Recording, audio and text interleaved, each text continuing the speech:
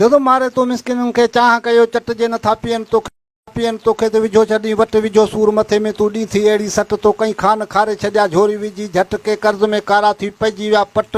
हज़ारे फाथल आहिनि तुंहिंजी ॼार में ॼाणी वाणी जट तोखां अॻु में हिन मुल्क में लहंदा हुआ मखण जा मट लसी जा लोक में हूंदा हुआ गूघट कॾहिं कोन ॿुधोसूं को खीर विकाणो हट अॼु मिर्चनि सां मानी खाए वेठो भाॻियो उते भट पोइ अमदाणी चयो उफट तो मारे छॾियो मिसकीननि खे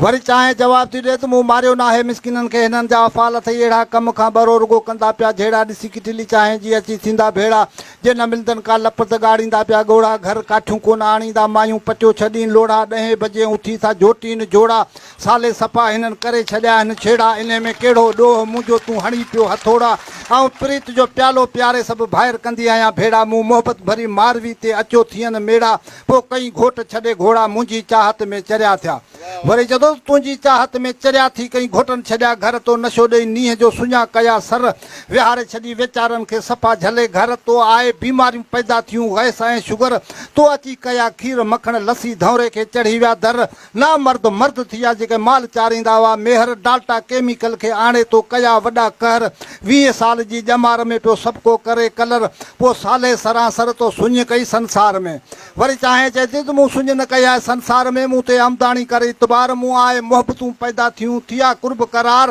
हिकु जॾहिं हथ हथनि में ॾेई वञ होटल में वेंदा होशियार चवंदा टेबल वारे खे तूं चांहियूं खणी अच 4 ऐं 5 रुपए में थी जान छॾायां हिकदमि हेकार ऐं तकड़नि खे थी तरसायां रखी मोहबत जी मयार पोइ पियो ढुक मुंहिंजो सभु को थिए सवार मूं ते ॾे न मयार ऐं राणी आहियां राज जी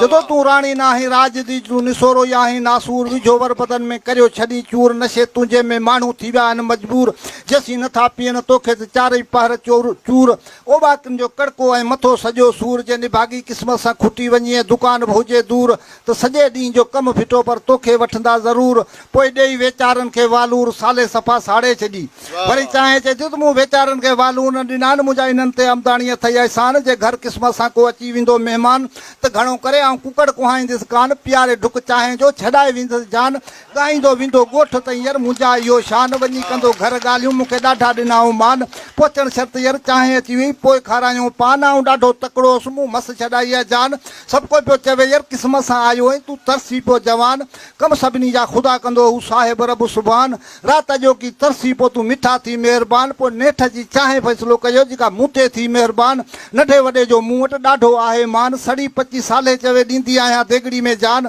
ओ भारा बड़का खाई बरोच चवे ऐं सड़ी कंदी आहियां शान पोइ मूं वटि अथई मोहबत जा मकान ठही पर आमदाणी चवे वाह साले वाह वाह जबरदस्त साले।